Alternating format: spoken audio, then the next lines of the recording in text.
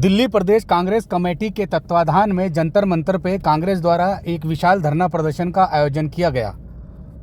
केंद्र की मोदी सरकार पर भ्रष्टाचार और बेरोजगारी का आरोप लगाते हुए दिल्ली प्रदेश कांग्रेस कमेटी के इस प्रदर्शन में पूर्व कई केंद्रीय मंत्रियों, विधायकों और सांसदों ने हिस्सा लिया।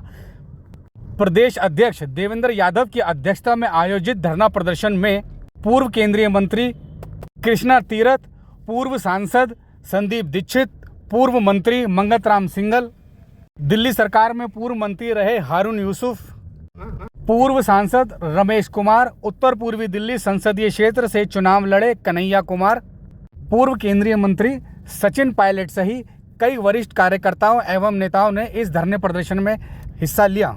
बुराड़ी विधानसभा क्षेत्र से युवा कांग्रेस नेता मंगेश त्यागी भी अपने कई समर्थकों के साथ धरना प्रदर्शन में पहुंचे।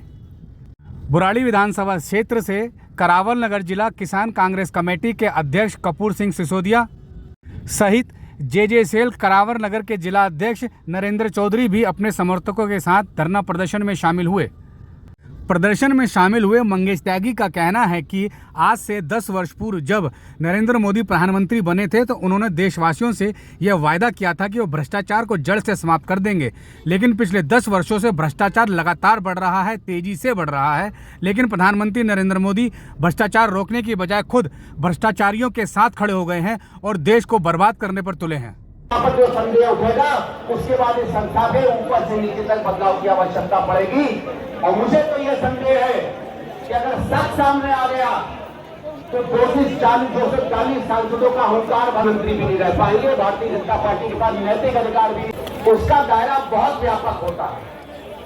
वो अपने पूरे घेरे में जो सवाल आते हैं उससे दूर जाता है। इसलिए आपको याद होगा जब बोफर्स का सवाल आया था तब भी विपक्ष ने कहा था कि हम जेपीसी की डिमांड करेंगे और कांग्रेस ने जेपीसी की डिमांड मांगी थी। उसके बाद हर्षद मेहता का बहुत बड़ा कांड आया था, विपक्ष ने कहा था कि जेपीसी की डिमांड हम करेंगे, हमने जेपीसी की डिमांड मांगी थी।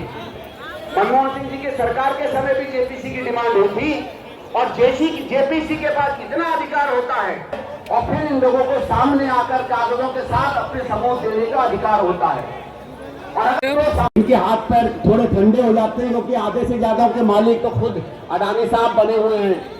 इसलिए ये कितना यहाँ से आगे ले जा पाएंगे मैं तो नहीं जानता हूँ, लेकिन इनमें जो भी यहाँ खड़े हुए हैं कम से कम उनको तो मैं साधुवाद देता हूँ कि इतनी आपकी हिम्मत है। कुछ सवाल खड़े करता है कि अडानी की जो शेयर संपत्ति है उसने कहाँ कहाँ पैसा लगाया है और उसकी गहराइयों में नहीं जाते, उसमें कुछ बहुत बड़ा घोटाला था।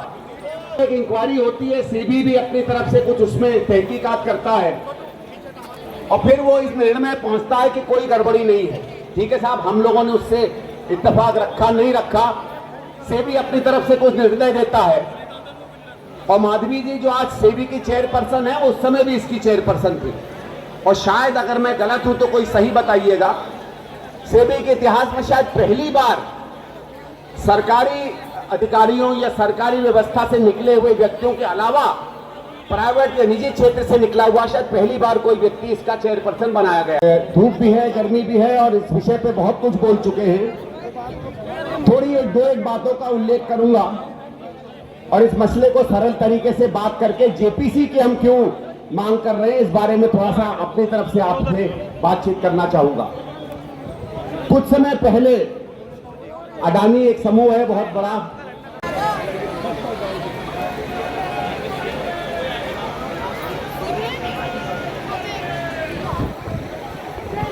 हमारे बहुत सम्मानित नेता न सिर्फ दिल्ली, राजस्थान बल्कि पूरे भारतवर्ष में अपनी एक अलग पहचान रखने वाले अखिल भारतीय कांग्रेस कमेटी के सम्मानित महासचिव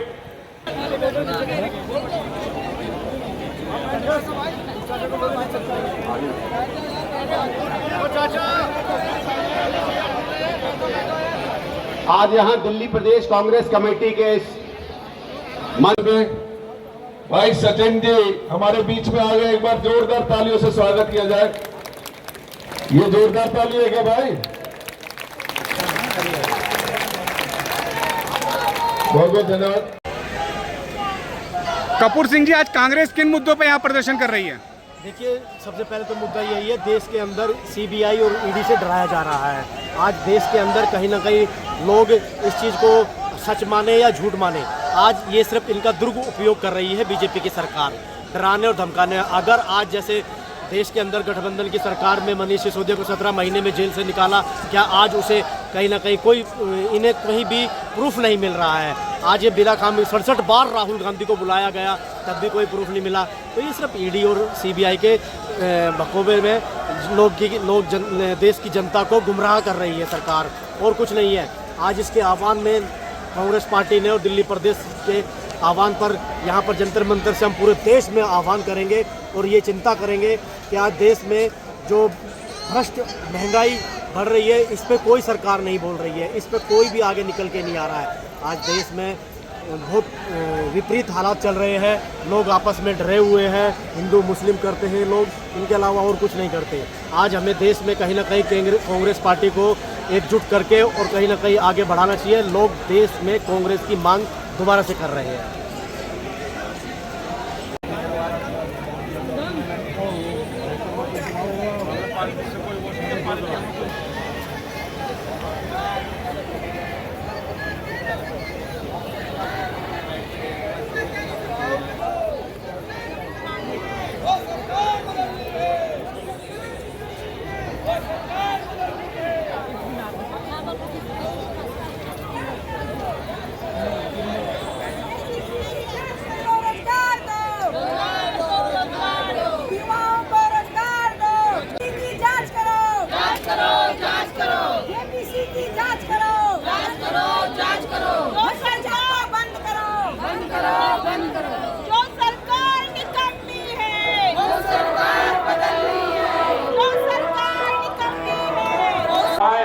और अपना उद्बोधन रखें।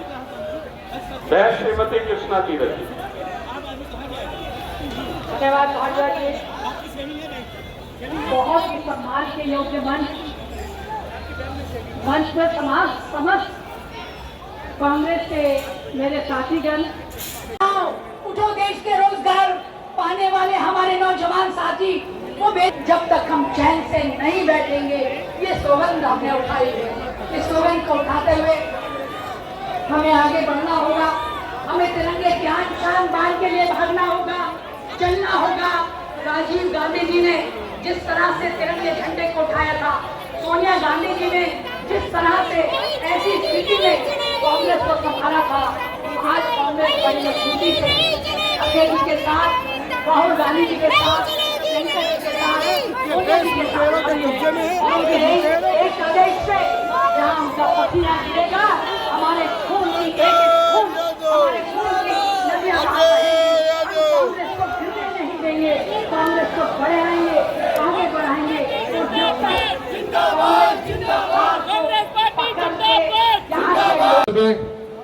भाई सचिन जी हमारे बीच में आ गए, एक बार जोरदार तालियों से स्वागत किया जाए। ये जोरदार ताली है क्या भाई?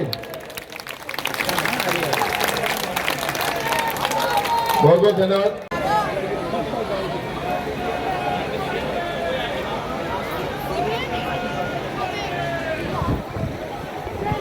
हमारे बहुत सम्मानित नेता न सिर्फ दिल्ली, राजस्थान, बल्कि पूरे भारतवर्ष में अपनी एक अलग पहचान रखने वाले अखिल भारतीय कांग्रेस कमेटी के सम्मानित महासचिव